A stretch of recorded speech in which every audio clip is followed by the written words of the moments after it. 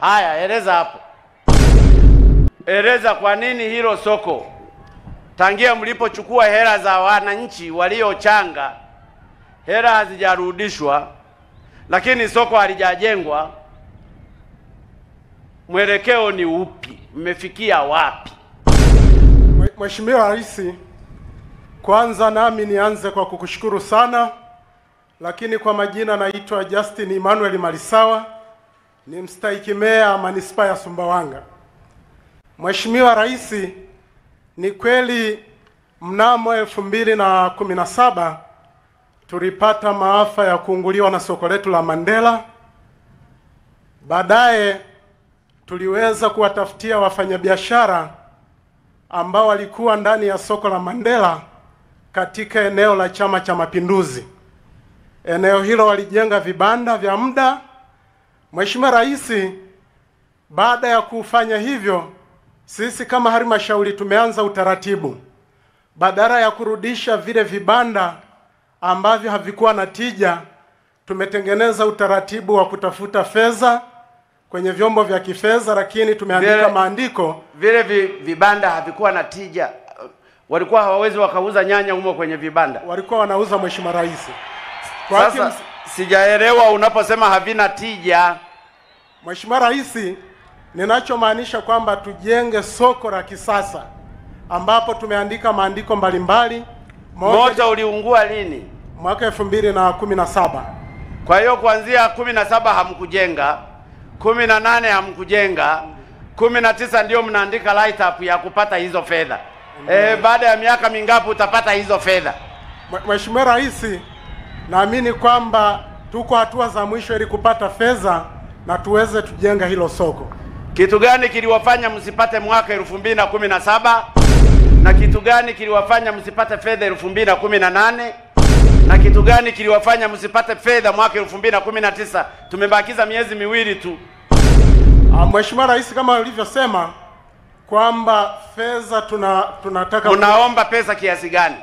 Mheshimiwa Rais, tumeomba walau kwenye soko hili tunalolijenga, tumekadiria walau tujenge soko la thamani ya shilingi bilioni 5. Na bajeti yenu ni kiasi gani?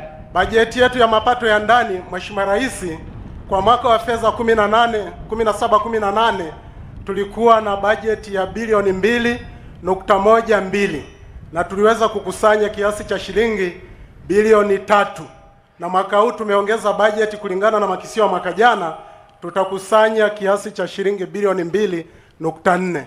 Sasa kwa nini hamkuanza kutenga bilioni 1 na kuanza kujenga? Miaka mitatu si mngekuwa mmeshajenga hilo soko?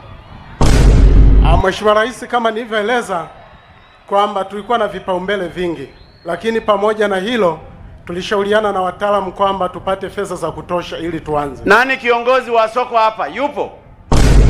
Hebu aje hapa aeleze hapa.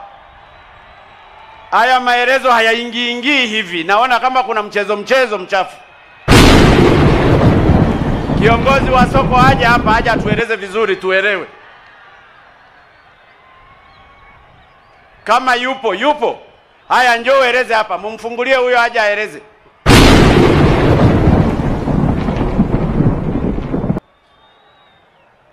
Au ninafanya vibaya kuuliza haya jamani?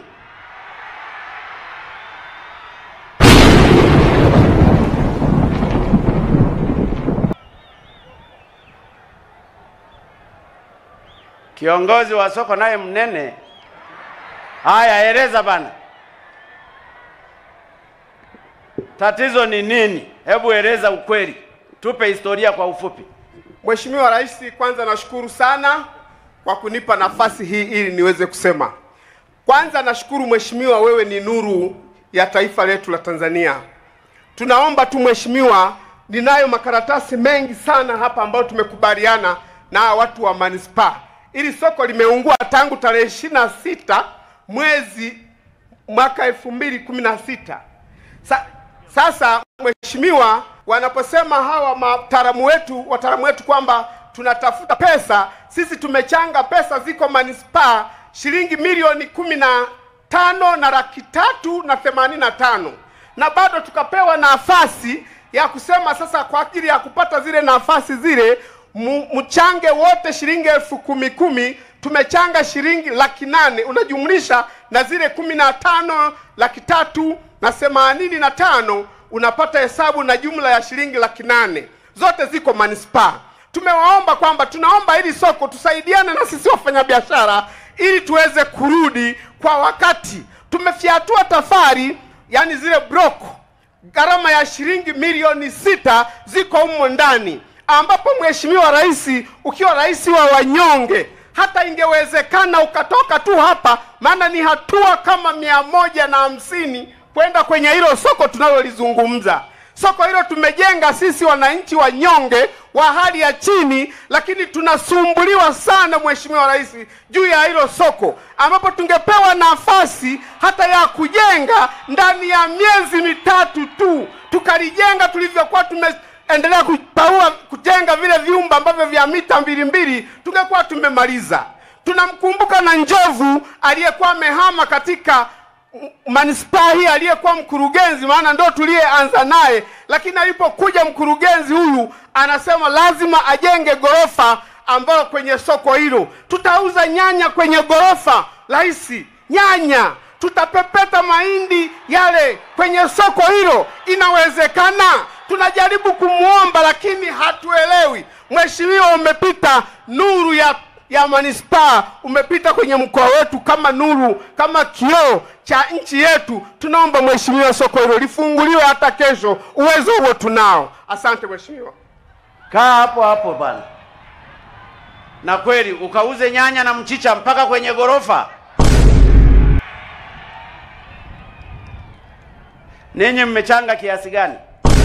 Mpaka sasa hivi Mheshimiwa, tumechanga ndani ya manispaa wafanyabiashara wananchi waliochanga, tulichanga shilingi milioni 15,385,000. Hizo ndo tumechanga, ziko manispaa.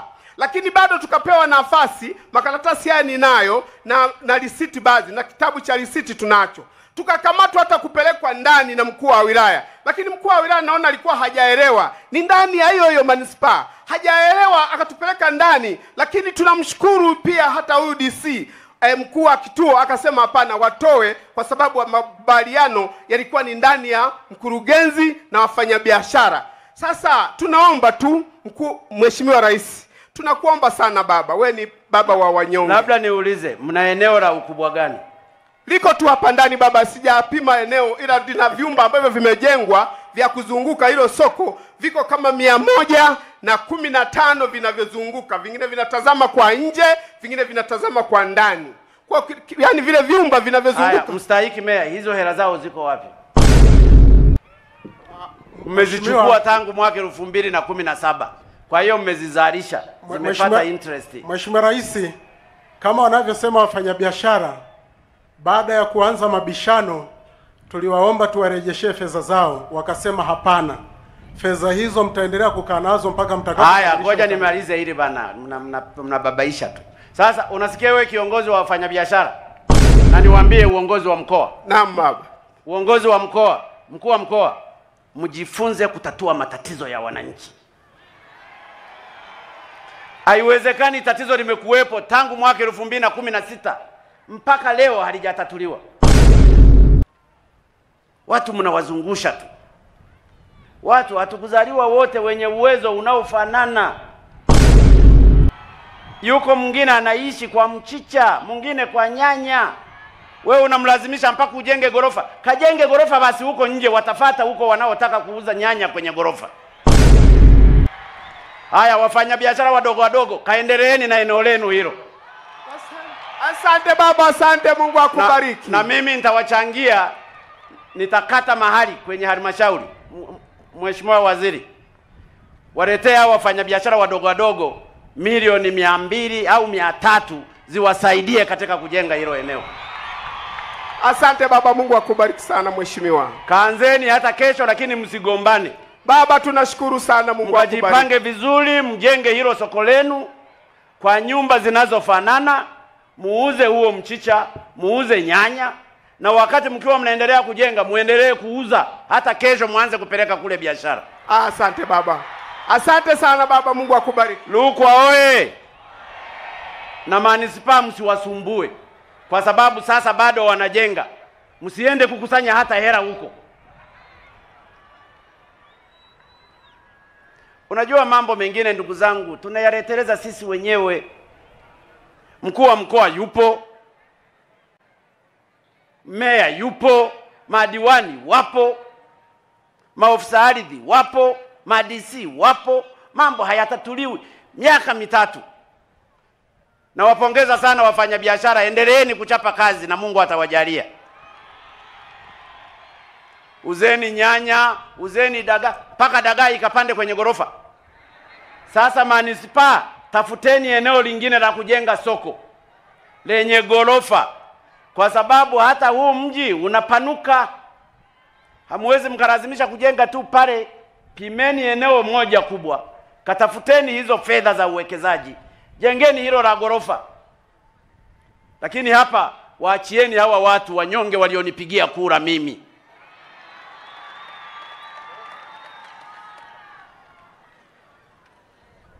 Rukwa oye!